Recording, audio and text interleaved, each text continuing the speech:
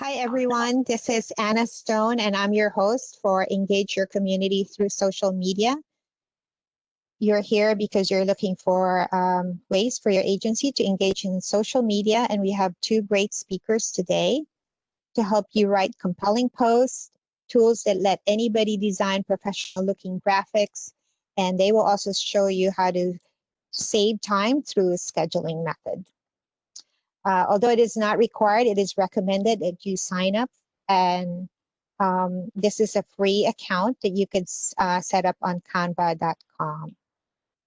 So our speakers today, we have Kristen Alice, who is the Director of Community Relations at Hope Services Hawaii. Before she came to Hope, she spent 5 years in Korea where she taught human rights issues at Gwangju Institute of Science and Technology, and she continues to facilitate workshops and teach others how to use social media to engage the community. Our next speaker is Kaikea Blakemore, who serves as a development director at Neighborhood Place of Puna, which is a children's facility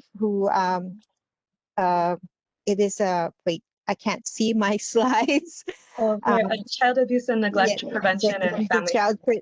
Yes, thank you. And it's a housing service provider. She employs online tools with a background in psychology to uplift community awareness. So we welcome both our speakers, and they will be showing us how to do this right. So thank you for joining us today, Kaikea and Kristen. Okay, thank you. I'm so glad to be here, and thanks everybody for joining us today.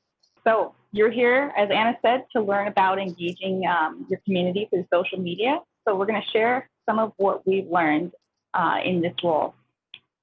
So on the agenda today, we'll first talk about our audience and the purpose. Then we'll go into some of the content that you can, where to find it, what's good to post. And then Kaikea will be talking about posting and scheduling and have good tips on that. And then later on, we'll do the discussion and the Q&A. Also, Kaikea, if you want to jump in while I'm talking, go ahead and do it. I know you got some real good insight on this too. So for your content, we've kind of broken it down into a few different categories that are pretty common for posting on social media. So you've got your news and updates. So that can be stuff from your organization or regular news that impacts you. Stories is a big one. Those are the ones that tend to do really well. People like hearing that, especially those positive stories with happy endings. Statistics, especially the shocking ones. If you've ever posted the out of reach report on your social media page, you probably have seen quite a reaction to it, and we do too. And then design is a pretty important aspect of the content because, you know, we've all heard it's not what you say, but how you say it. And that goes for social media as well. All right, so who's your audience? Kaikea, did you want to jump in and do this one? Yeah, I can jump in a little bit. A couple things I like to think about when we're working with our social media before we even look at our audience is what is your brand? Because that's going to pair really well with what your audience is. So if you are very specific in a certain area with your agency, get really, really clear about your branding. And when Kristen goes over Canva, she's going to show some tools for like using your brand colors and things like that. So I think that's really important, as well as looking at your audience is looking at the consistency of, you know, using your logos, using your brand, knowing what your mission and your vision is as your organization, and making sure that you are being very clear with that, because that's going to draw in the audience that's most appropriate for you. And then once you are very clear with that, looking at the archetypes and the targeting of your audience, which we'll go into a little bit more with analytics later. But yeah, that's what I wanted to say too, just about branding mostly. Okay, yeah. Thank you. Yeah. Did you want to take this one as well? There you go. No, you do that one. I think. All right, I got it. Okay, so it's also just as important to consider what are your goals. And it sounds obvious, but I know sometimes when I'm posting, I kind of get into it and get into the zone, and I'm like, oh my God, we got to share this, we got to share that. And social media is kind of designed that way too. So it's helpful to kind of keep in mind, all right, what do I hope to accomplish by sharing this post? Is there a call to action? Do I want people to change their behavior? Do I want them to donate to our organization? Or do I want them to change their attitude? Or do I just want to share a story to show what we're contributing to the community and how it is a community effort? Do I want to recognize what organizations like our partners, like Neighborhood Place of Puna, are doing? So keeping that in mind as you're posting kind of helps you get more organized, and then stick to your message, keeping your mission in mind, especially. Branding is also pretty important too. And I learned a little bit more about this recently. We have an intern who we're fortunate to have who is really good at Instagram. And that was her big suggestion, is let's keep the branding consistent and let's keep your colors consistent. One of the cool things about one of the tools I'm going to show you later is that you can actually kind of upload all your organization's colors and your logo and have it preset and ready to go as you're designing posts. But keeping it consistent, especially for Instagram, where you look at that feed and you see all the nice pictures together. And then making sure, of course, it aligns with your mission and your messaging. So how do we find those stories? That's, like I said, those are some of the best performing posts for us. So I want to show you what we did. The first thing I always consider when I'm thinking about posting stories is where we're going to get them from. Is it one of our stories homegrown in our organization? Is it from our partners? Or is it from sister communities? I was going to put other communities, but sister sounded nicer. So that would be stories like in Michigan, they built a community of tiny homes for veterans experiencing homelessness. Oh, this is a great story. Or maybe here's what they're doing in Singapore. Here's why homelessness is so low there. And here's a story of somebody impacted there. Or here's somebody in Las Vegas who overcame homelessness. I get those stories either from our social media feed. Kaikea is going to cover a little bit more on some cool tools that will help you to kind of focus and find those stories easily. A couple other newsletters I like to subscribe to. I like the National Low Income Housing Coalition. They send out good newsletters with a lot of relevant info on what's happening around the country.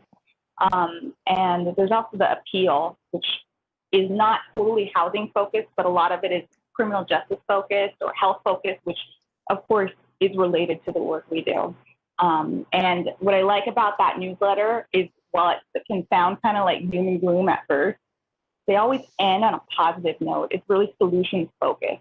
So coming up with those innovative ways to change things and posting that kind of content can help our audience feel not helpless, like, okay, there is hope.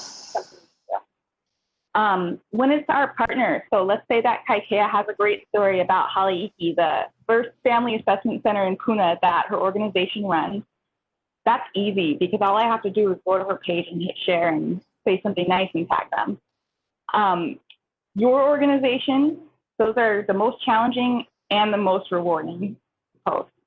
And so what I did to start collecting these stories and keep them organized, because we hear so many great ones, but we don't always have them in the same place. I created a story bank. And so if you were to go to this link here, you will see,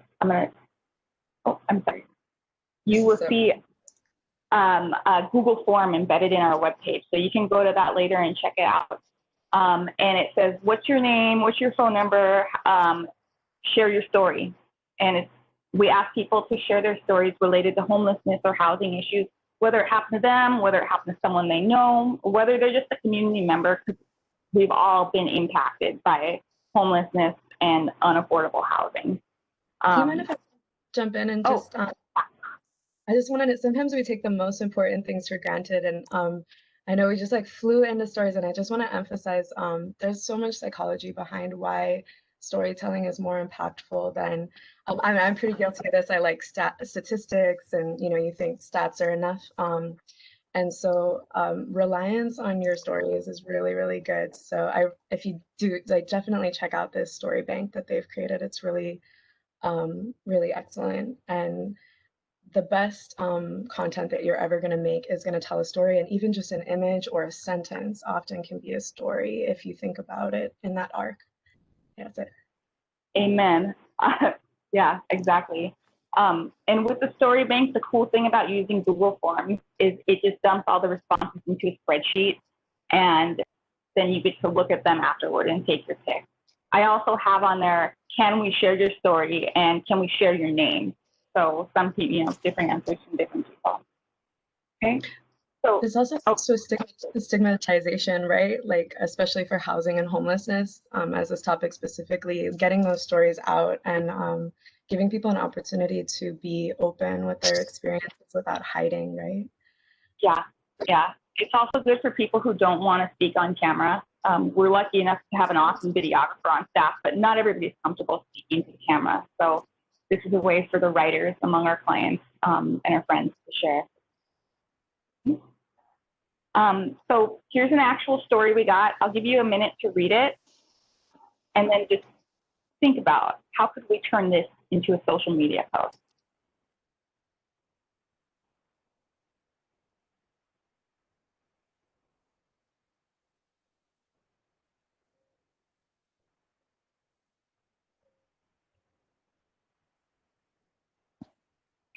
Okay.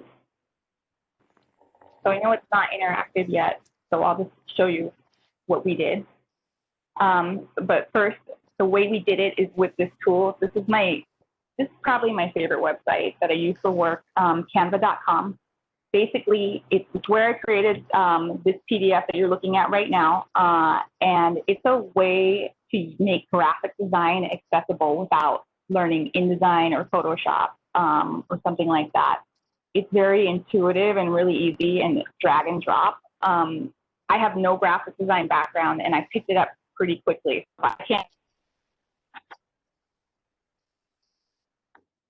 And the cool thing is to get a premium subscription for free.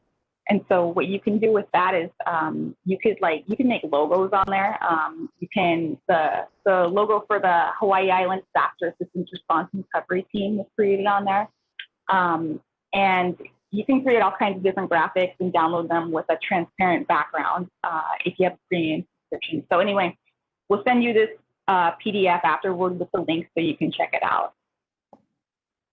Here's my tip for when you start using Canva. And by the way, you can sign up with a free account right now, and you can do most of what you need to do with a free account. I always recommend that when you start out with Canva, when you're creating a social media post, you go here to create design on the right, and then you create an Instagram post. And the reason I suggest doing an Instagram post and not a Facebook post or flyer or something else like that is the Instagram post is square and it looks good across all the platforms, but it doesn't work the other way around. So we've all been sent an email with a PDF and it's like, post this on your social media. And we're like, okay, I got to convert it to PDF first, and then I got to make it fit on Instagram into a square. So either it gets cut off and looks messy, or it's a lot of work to fix it. So I recommend just make them all Instagram posts unless there's something really specific you're doing for another platform. So this is what it'll look like when you click on Instagram post. It's blank here, and on the left you can see these templates. So if you click on one of those, it puts it onto your page that you're working on. And then you can edit it. So this is a sample post on the left here with a nice Nelson Mandela quote. And all I did was just click on the text box and change the font. And now we have a Hope Services quote from a client. So that's easy, done. Here's another thing that we did. So this was one of our best performing posts at the time we posted it. And what I did on here was I just pulled one quote out of one of the stories that we got, and then I shared the rest of the story in the text with the post. So obviously that won't work on Twitter because it's a little longer, it's like a paragraph, but it did really well on Instagram and Facebook. Simple, catches your eye, draws your attention to the middle there, and we just pulled out one of the most impactful statements from it. Here's another one. This is from that same story that you saw earlier. so the person didn't want to be identified. We got anonymous here. This one also did really well. We posted the story along with it. The other good thing about putting less content into the photograph or the image, there's a couple good things about it. One of them is that it makes it more accessible. Readers to read, they will see that if you have the text all in the post here. So if you have the text somewhere, it can be copied and pasted. That's a lot better for accessibility. The other reason is the posts with less text perform well. And if you ever decide to use Facebook or Instagram ads, they will reject your ads if they have too many words in them. So I would guess that they would probably reject this one even because it has too many words. So like when we're hiring and we want to advertise for that, we'll just put hiring now or Hope is hiring. That's it. Keep it real simple.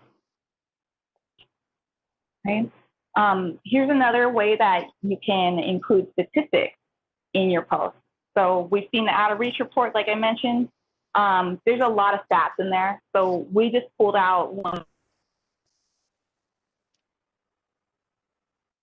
disparity between wages and housing wages. So pretty shocking. Usually when we post stuff like this, we get a lot of shares and a lot of comments. And that's what we want. And then, of course, you have your fun posts, so your news, your updates, your announcements. This is from last year. Our CEO got an award, and so we made a nice post for her. And the cool thing about Canva is you can actually animate it. So if you go on our Instagram, come check out our Instagram at Hope Services Hawaii, and you'll see how it looks animated. And on Canva, you have the options doing that. I think, okay. Kaikea, do you want me to pass the presenter ball to you now? And yeah, sure. One thing I wanted to add to when you're doing stats, at least for my agency, it depends on who your leadership is. It can be really helpful to include in fine print where you got your stats from, if possible. That just helps. You don't have to explain it to folks, and it makes your content look more trustworthy. And let me just share my screen. Let's see. Oops, sorry, that's not the right one. Okay. I had like a rough draft PowerPoint I'm just going to use for notes for now. Okay. So Kristen was going to do a short demo with Canva, but she showed you her screenshots. And another tech that I wanted to kind of give you guys some foundation in is Biteable. Biteable is your best friend if you like videos, and some metrics online are showing that videos are actually doing a lot more traffic than photos. So that's something to keep in mind. I think that trend is going to be increasing in the future. And for anyone who's done video editing before, you know it can be so time consuming, but Biteable is a really excellent resource if you are looking for just sort of a plug and play kind of thing. Kristen, you can see my screen, right? Am I doing this right? Is it okay? Looks good. Okay, great. Just want to make sure. So this is, and when you go into Canva, you'll see the same kind of thing where you have these templates that you can basically just pick up. And you can edit them, and you can add scenes, you can add existing footage that you might have, you can upload your own stuff, you can add images or your logo. Another great thing about Biteable is they give you audio. So after you pick kind of your colors and whatever you want for the messaging that you have, the story that you want to tell, or the stats that you're trying to share, you can come into here and kind of find like a melancholy song or a happy song. These are really basic, like elevator music, but you know, it really makes a big effect on people, just giving them a multi-sensory perspective. Another thing that is great, if you don't want to use Bitable's pre-done stuff, is you can find Creative Commons content. There's a great documentary about an individual who invented Creative Commons, Aaron Schwartz, and for those of you who are activist-minded, I highly recommend it. Creative Commons is your best friend if you're a nonprofit, because you can use all of that content free of charge. You're not going to get in trouble or anything like that. So Creative Commons was designed for people who need to use content but don't want to have to deal with copyright law. So to give you a little tutorial, if you're looking for images, I like to use SoundCloud. You can look up or sorry, for audio, you can look up like an instrumental. You're going to click tracks.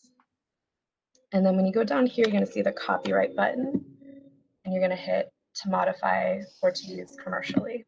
And that's going to give you a whole list of different things that you can kind of sample and check out.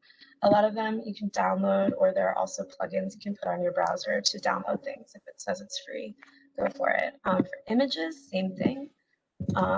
We work with children and families, so I need a photo of a child. I'm going to search it, going to click images.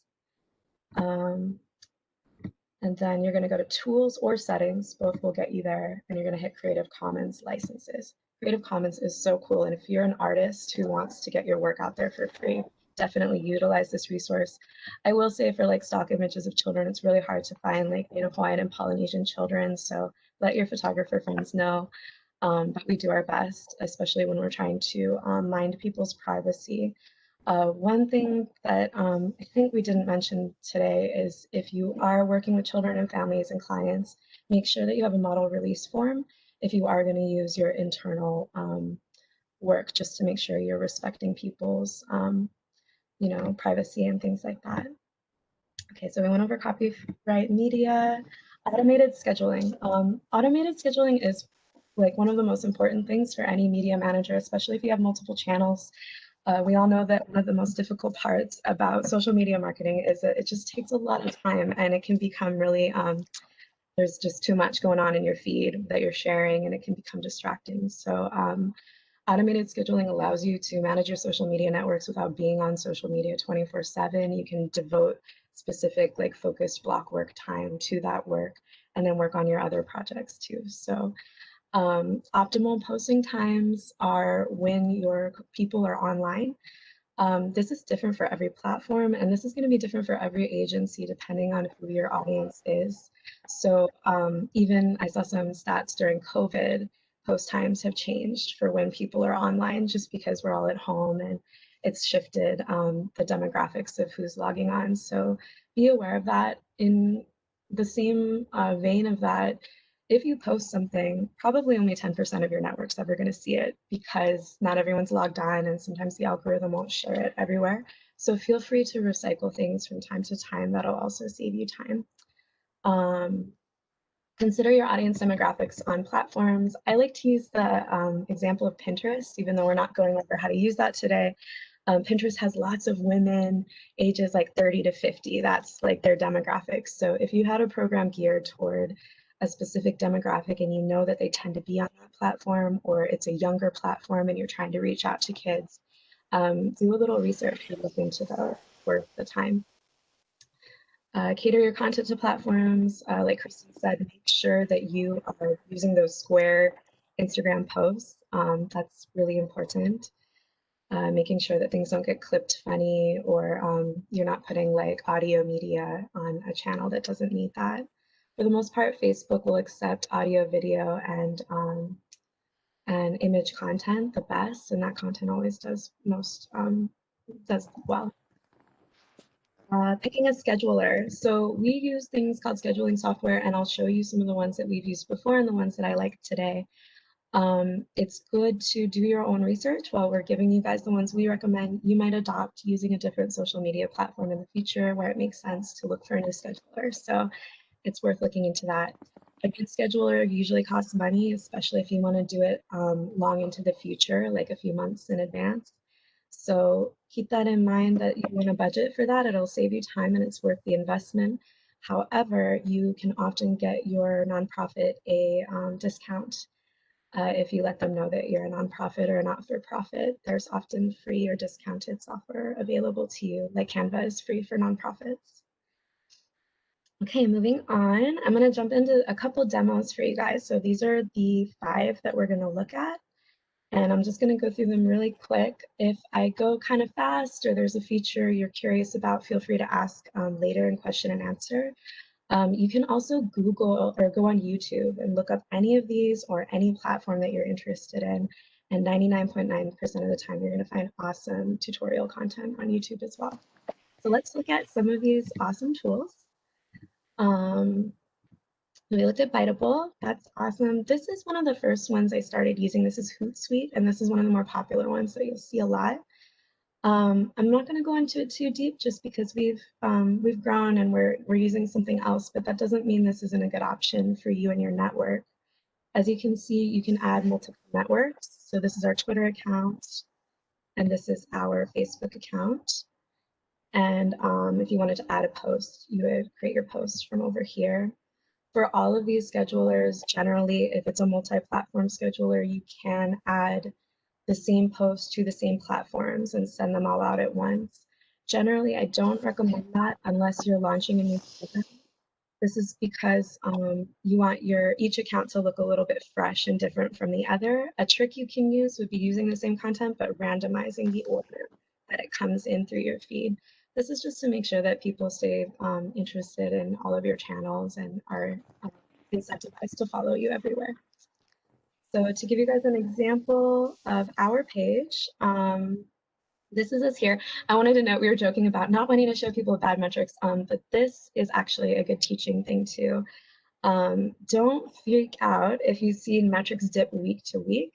What's going on here for us is we did a ton of campaigns where we shared out to multiple groups because we had launched a temporary program. Sharing your posts out to groups, which I can show you right here. You can hit share, hit share to a group. And then you can choose groups that you belong to. So join groups that are relevant for the most part to what you're up to. And, you know, within reason, sharing those media out to groups that would be interested in what you're doing is one of the best ways to get more eyes on your content on Facebook specifically. Facebook honestly doesn't have the best organic reach for just typical posts on your page. And what organic reach means is it's naturally going to go viral. It's naturally going to get picked up by people. Paid reach or paying for an ad is the opposite of organic reach. So this is kind of true across the board for any platform as it grows. It wants to monetize itself. So for earlier, younger platforms, you can get more organic reach.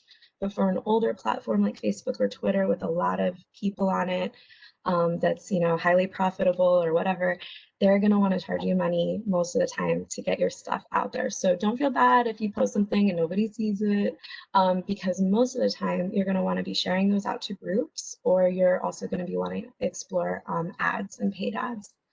So you can schedule a post on Facebook natively here just by clicking create post. I only do this if I have some news right off the bat to share with people, but a better place to go into publishing tools here on the left. If you want to pre-schedule natively, let's see if it goes. Publishing tools, let me move this full screen. And you click create post. And then you can write out your post. And then instead of hitting share now, you're going to hit schedule. And you can schedule whatever time you want.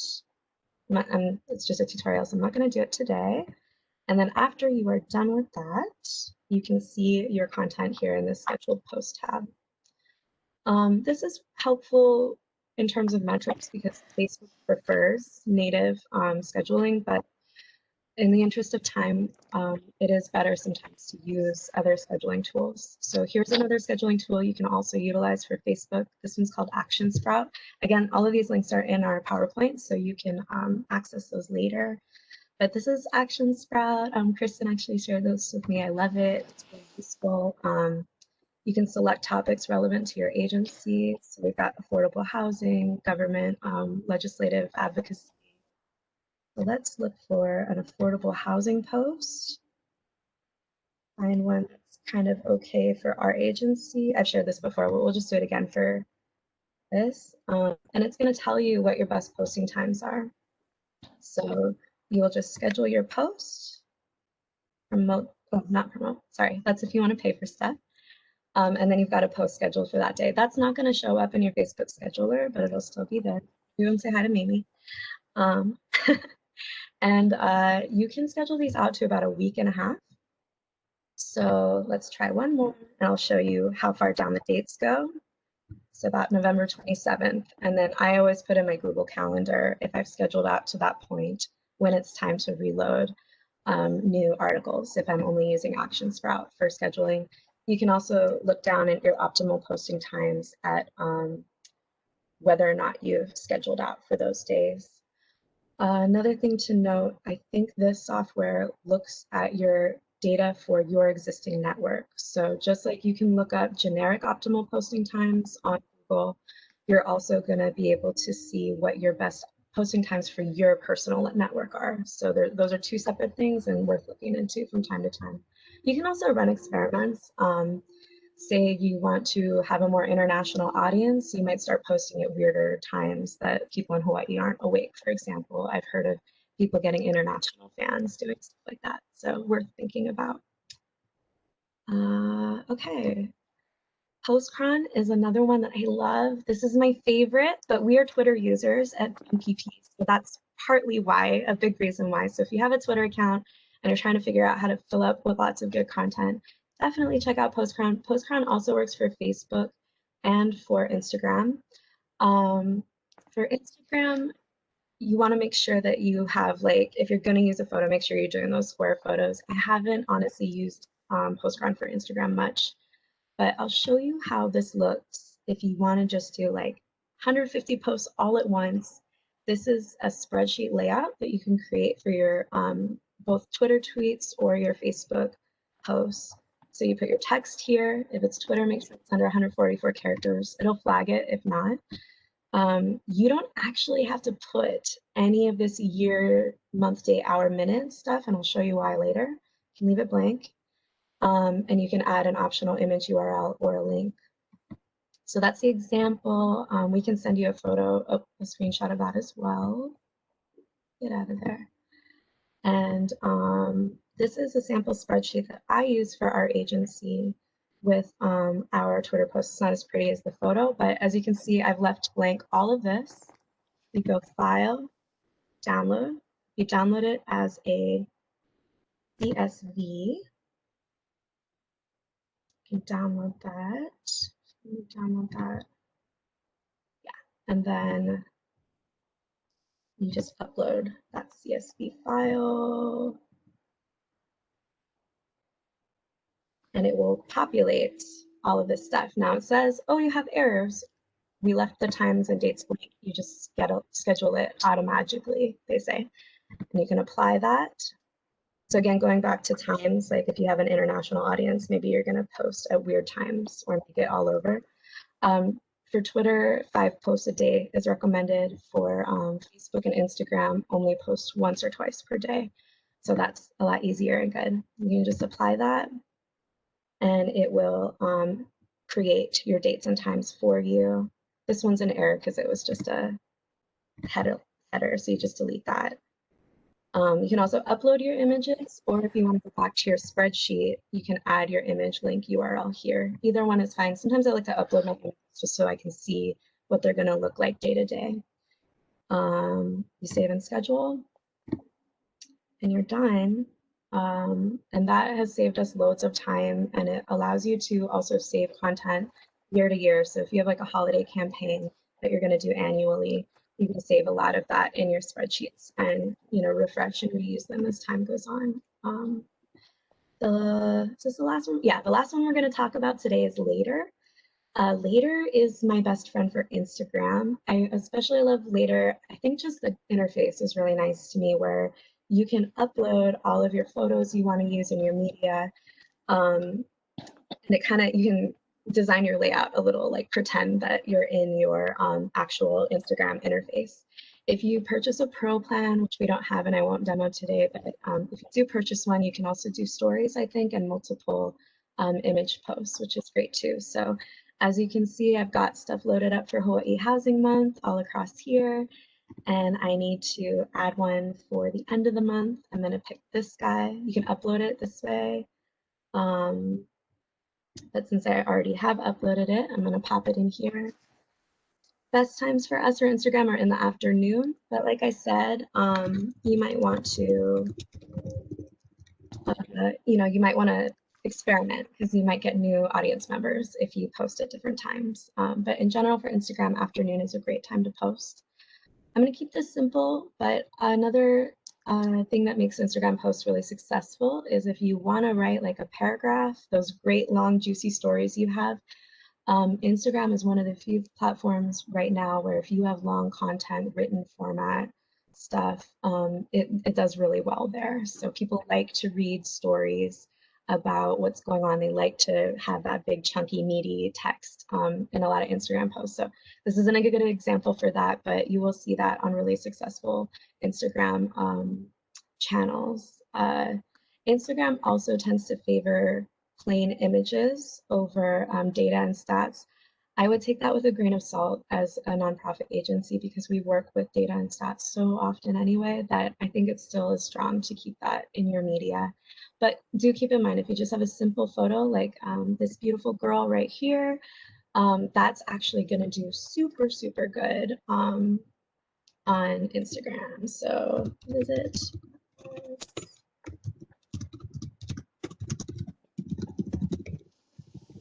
And it's okay to be simple with what you do. You know, if you're doing this every day, keep it simple. So if you have an image like this, you are going to want to edit it back down to that crop size. Instagram will also accept the portrait size. I think either are good, and I kind of just go with what I think looks good and can update that. You can also add filters and things like that if you want to get fancy. So there is that. The free plan that you guys should all sign up for gives you 30 posts a month, which is perfect for Instagram. You only need to post one time a day. As you can see, I only have one post left, so I get to reload it on the first of the month. If you are a pre-planner like me and Kristen, you can always just use a free plan like this and then upload all of your stuff for the upcoming months into this area and just save those for when you load up all your stuff once a month on the first. Another thing to keep in mind about pre-scheduling that's worth saying is you want to make sure that things are relevant, right? So we had COVID hit this year. I might have had posts previously about gathering with your friends and family for the holidays, you know, and things like that. So sometimes news comes up and you want to make sure you've pre-scheduled a lot of stuff out that it's relevant to the times. Some social media managers will tell you don't pre-schedule out too far in advance. There's a thing called evergreen content that means it's relevant no matter what. For a lot of agencies, that might be the case for you if you have a thought article on compassion and homelessness that is like really timeless and never going to change. Don't worry about scheduling that out a year in advance, but keep it in mind for news articles and things like that. You want to be current. I think that's why Action Sprout only gives you a week and a half. Let's see how we are on time. I think we're about wrapped up. Let me just, those are our tutorials. Go to YouTube. If you want more, you can always email me and Kristen if you have like other questions. These are just some final thoughts. Older platforms, you're probably gonna have to pay to play sometimes. They have the biggest audiences, but they are the most difficult to be seen on. Younger platforms you can go viral on really quickly because there's less people and you can have a lot more organic attention from that. Another really great thing to think about, a couple books you could read if you're a reader nerd. Gary Vaynerchuk wrote the book Jab, Jab, Jab, Right Hook, and also the Thank You Economy. And he's one of the great thinkers of permission marketing. So we've all been marketed to and we didn't want to hear it. And we're tired of our email filled up and we're tired of people constantly asking us for stuff. And as nonprofit agencies, even though we do really good work, we don't want to do that to our audiences either. So permission marketing is basically just the concept of giving more than you ask. So the jab is your give. We've got programs, we've got services. We're here for you. We want to know your stories. We're offering things for you, and we've got resources to share. The right hook is at the end of the year or whenever your fundraising season is, when you ask your users to engage, ask them to subscribe to your newsletter and things like that. So make sure that you're giving more than you're asking in social. That's going to do you a lot of good and help you increase your follower base a lot. Keep your channels fresh, you know, keep different content on each channel if you run multiple channels, but you can still be congruent in your brand across each channel while thinking about what kind of audiences you have, but still being yourself as your agency. test and retest. Sometimes we think a piece of content is supposed to be really great. We worked really hard on it. We think it's awesome. Our colleagues love it. Your audience might not care, and that could be really surprising. There's some stuff that we might not think does as well, and it goes viral. So make sure you're looking at your analytics. If we have time during Q&A, we can look into like Facebook analytics a little bit, but there's tutorials on that as well. That'll just kind of show you what your audience likes, and do more of that always. Don't neglect your website and email list. That's my final thing I want to say to folks doing social media. It's easy to get caught up in like wanting new followers and things like that. But again, remember why you're on there, what your goals are. If you're looking for donors, volunteers, clients, new hires, and integrate that whole network with your website and with your email list, which you should definitely have. Any social media platform that you love could go down any day. So as we saw with like TikTok here, sometimes social media platforms, you can get banned from them or shadow banned, or things can happen. That list of followers and of supporters of your agency belongs to the platform that you have your content on. However, your email list will always belong to you. And there's kind of cool tricks when you're more advanced. You can use your email list to target ads on Facebook based on who your email followers are, and kind of fun things like that. So make sure your website has a subscription for your newsletter, and has links to your social, but also feed people from social to your newsletters and your website. And remember that that's really your core network, is your email list at the end of the day, even if it's a lot smaller than your followers on these platforms. So that's it for me.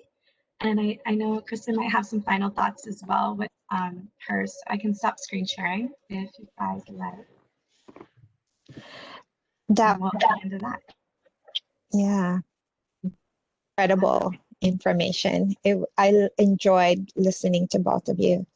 I would like to open now for question and answer. If anybody has any questions, I have some questions myself, so maybe while people are putting to ask you both people to respond to your post. Oh, absolutely. In fact, that's a great question. You want more responses all the time.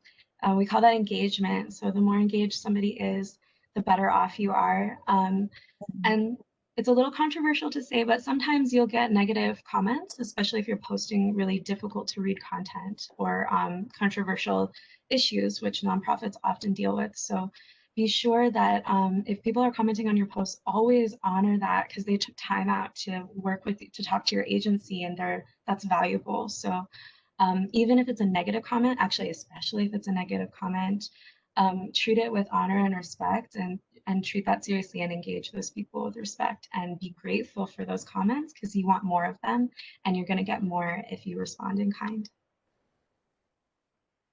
Kristen, do you want to add? Yeah, I was just going to say I agree with what she said, and what I would add to it is there is a great Facebook group called Nonprofit Communication Professionals, and that is a place to ask for advice, share your great ideas, vent a little bit when Facebook changes their algorithm again for the 10th time that month. And I've really gotten a lot out of that group. So it's Nonprofit Communication Professionals.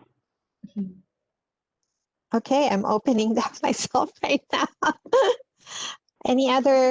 If there's any other question, okay. I see some in the chat, the Q&A. Maybe, Kaikei, maybe you can answer this question about Instagram. So the question from Lydia is, what sort of feedback are you getting via Instagram? Has it increased your Facebook or your website traffic? For me, we recently redid our website, so we don't have the analytics on that yet. That's a good question. Let's see.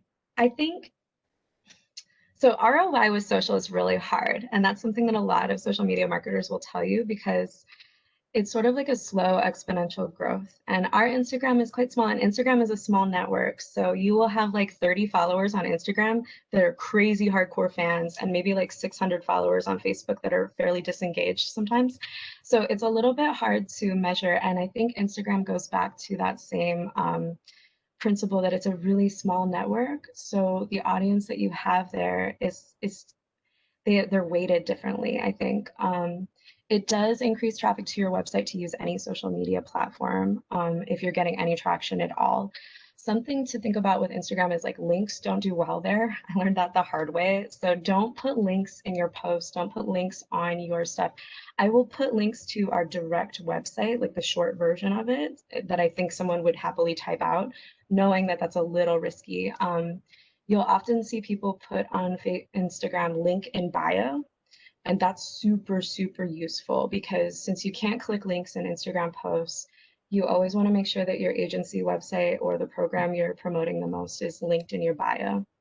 That way, if you're trying to link someone over there, you can put that. And if you're using like WordPress or things like that, you can use Google Analytics to kind of target where things are coming from. So yeah, we do see in our analytics, like, oh, this person came from Facebook or things like that. Right up the books. Yeah, we do see a jump. Sure. Oh yeah, we see a jump if we post something that's direct, where I can look at it without having the analytics. Like, hey, submit your story. We'll get a few responses usually when we post that link, or when we were posting the rent and mortgage assistance program. We definitely see a lot of applications coming after posting that.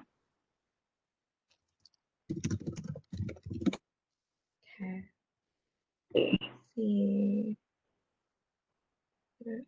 Oh, how much time? Do you want to answer how much time your social takes, Kristen? Let's see. I would say, how much time do you put in? Oh, how much time do you think you put into your social media per day or per week? That really depends on what's going on that week. And when I first started at this job, I spent a lot more time on it than I do now because I didn't know about scheduling. I was still learning Canva, and sometimes I would spend like an hour trying to write out one post, especially if it was about a touchy topic or something where we previously had like contentious feedback, or something people didn't like hearing, like the applications I closed for assistance programs or something like that, right? Those are always the tough ones.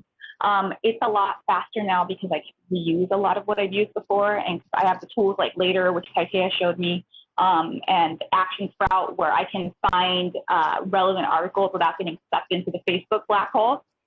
So now I'd say maybe between 1 and 3 hours a week now. But before it was probably 5 or more. So there's the learning curve goes up, right? The time spent goes down. Yeah.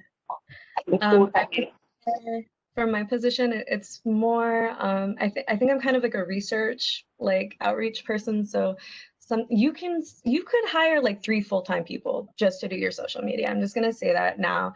We don't always do that because like maybe we're writing a grant or we're doing other work that's important, like in-person outreach. I probably spend on average about 50% of my day working on content or researching new content or reading reports that we're going to use for statistics in our content. Another thing that our agency is pivoting towards is video content and video courses. Especially during COVID, we have in-home outreach that is now probably better to do on Zoom.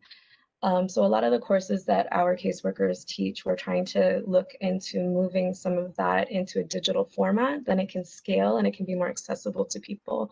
So that's social too. And you can just, gosh, you can go for broke. So I think Kristen's is really good if you have a position that's really broad where you're doing so much that you need to limit. And I think max posts per network really helped me in limiting how much I have to do to keep a channel fresh, because you don't want to start a channel and not like update it. Like it's worse than not having a channel. So we forgot to say that, but don't start a channel that has flies on it, we say, or a website with flies on it that's like dead. Make sure whatever channel you have, it should be something you bit off that you can chew. Twitter for us takes so much time because it takes a lot of posts, but I think that you can keep it really short if you're just doing one post per day and you're recycling a lot of stuff. And like Kristen said, the more you get used to it, the quicker it takes. And then if you're getting nerdy about it, looking at your analytics, trying to come up with new forms of media to share, then you might want to devote more time to that. I'm trying to send you guys links to this book in the chat, but for some reason I can't send it. So we might have to put it in the PowerPoint for Gary, but it's Gary Vaynerchuk. Yeah, and we'll send that out to you guys via email, those books that are awesome. He also has a good YouTube. You can look up Gary Vaynerchuk on YouTube, and because social moves really fast, a book he wrote on it 10 years ago, even though it might be kind of prophetic, there's going to be better stuff that he came up with in the last year, like in terms of what people are seeing in trends in the community online. I would just add one more thing. Don't feel guilted into trying to be the best on all the platforms, because I mean that's what they're designed to do, right? To take your time on there. One of the best pieces of advice I've gotten in social media is pick your one network that's going to be your superstar and direct people to it on the other networks. If you don't have time, you don't have time. And if you make one awesome network, that is better than 4 or 5 scattered networks collecting dust and with spiders on them.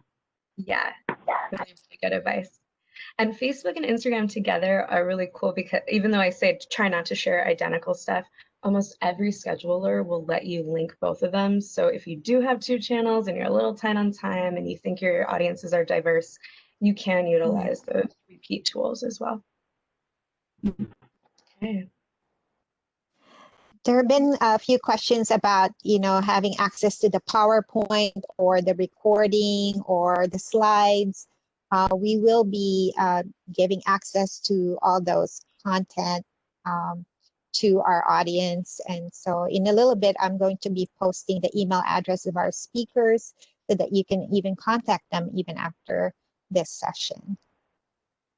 Are there any other questions there that you want to respond to? I don't see any. Oh, I had to scroll down. I don't think we have any more, but thank you guys so much for tuning in and use these tools and grow your agencies. We're all doing really important work and we deserve to go viral. I have a question about privacy. How do we get people to share their stories? Are there ways that you do that, or you just flat out say, okay, we'll just move to the next person? Kristen, do you want to show your form on Google? So we have a little bit of time. How many stories do you guys get in that form, Kristen? Like with how often we post it and share it. Okay, so this is if you go to hopeserviceshawaii.org/stories, it redirects to this site, and I embedded the Google form in here.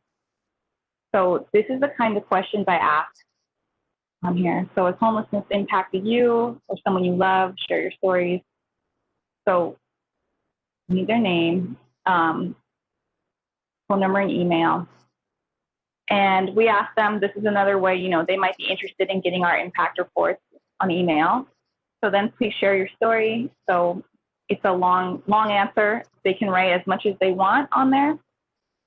When and where did it happen? How did you handle it? Who, if anyone, helped or made it worse? And how did the situation resolve itself? And then we ask, this is important, can we share your story? At first, I didn't have that on there because I was like, I didn't have a no option. Why would anybody share if they didn't want it to be shared? But actually, we did get some people. They just wanted to share their story but not have it go public. So respect that. Can we share your name? Yes, but only my first name, or no. And then this was a recent addition. I just put this in recently. We haven't gotten any photos yet, but hint, if anybody has any good stories and photos, please share them. As far as privacy goes, we would need, even if it's uploaded through here, I would still go contact that person and ask them to fill out a media release form if it's a photo that has identifying details, if it has somebody's face or something like that in there where you can tell who it is. And when we're doing videos or other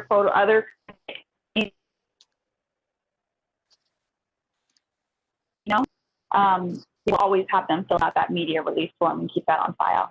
So does that answer the question? Awesome. Awesome. Thank you. Do you have a copy of the media release form that you can share with people? I'll have to check in with our team about that and see, but you can also find them online. You can find samples if you just search media release form. We have one too. At our agency, we also have an internal stories form. It doesn't always work if like your caseworkers are really overloaded with lots of other tasks, but you can also encourage that internally within your agency and ask people to come and share their stories on your staff as well. Awesome. Whatever your internal networks are. Okay, so for our audience today, this is a website that you can go to if you need more information about the schedule or the program that we have for today and tomorrow. And then our speakers are, these are their email addresses. If you want to contact them. Thank you, Amy. Awesome. Any other final words that you want to share with us? Thank you for attending. Send us your questions, send us your ideas. I'm sure you all probably have a lot of other suggestions and have come across schools that are amazing. So please share them with us, and yeah, share the love. Follow us on Facebook, Hope Services Hawaii, Neighborhood Place of Puna. Yeah, let's all rise up together. Right on, guys. Thank you for tuning in. Thank you, everyone. Yeah, thank you to our speakers, Kristen and Kaikea. You have definitely been very, engaging speakers, very interesting topics, and we appreciate your sharing of your manao today. Thank you so much for hosting us, Anna. We appreciate all of you guys. Keep doing the good work you do. Aloha. Hey, aloha. Bye. Bye. Thank you, everyone, for joining us.